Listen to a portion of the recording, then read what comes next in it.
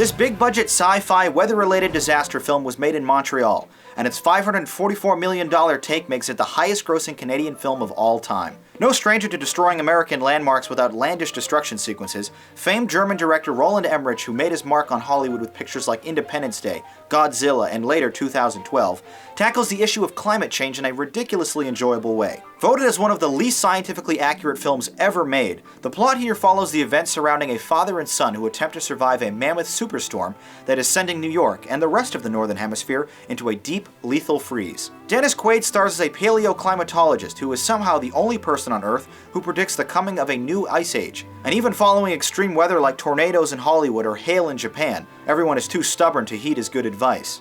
His brave but sensitive leading man persona is familiar but acted well. The superstorm will last 7 to 10 days. What can we do about this? Head as far south as possible. Mexico would be best. Mexico. Maybe you should stick to science and leave policy to us. Well, we tried that approach. You didn't want to hear about the science when it could have made a difference. What exactly are you proposing, Professor?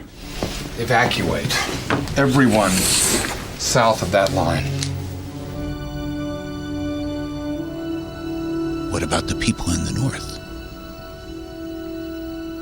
I'm afraid it's too late for them. Staying exciting and tense throughout, the briskly paced 124-minute adventure adeptly meshes both the macro story of mankind dealing with the extinction-level storms and the micro events of Quaid's personal battles. Jake Gyllenhaal plays his son, who finds himself trapped in the New York Public Library, struggling to survive with his attractive classmate Emmy Rossum, following a tidal wave of rising ocean water that quickly freezes over Manhattan. The two young leads share some passionate chemistry amidst incredible visual effects and stunningly effective CGI.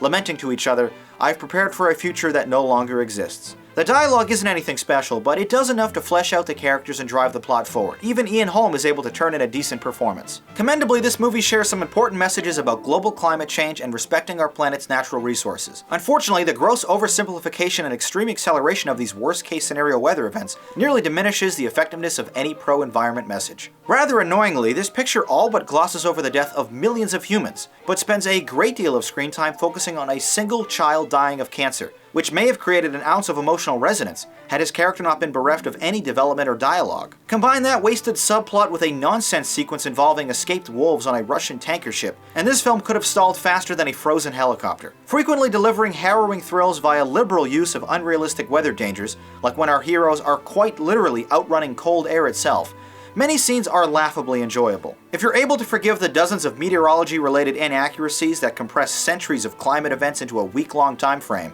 this can honestly be a rather entertaining picture.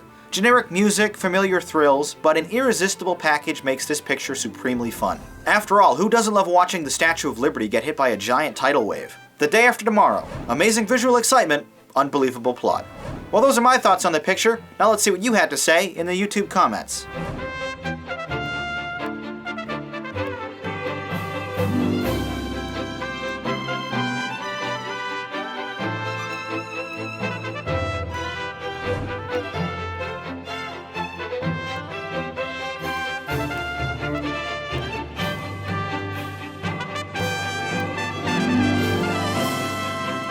The Day After Tomorrow, a 6 and a 7.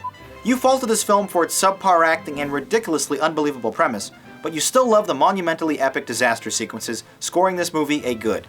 I'm a sucker for fun, end-of-the-world escapades, and Emmerich certainly delivers once again. Shallow, absurd, and emotionally empty, I still enjoy this movie enough to rate it a cool.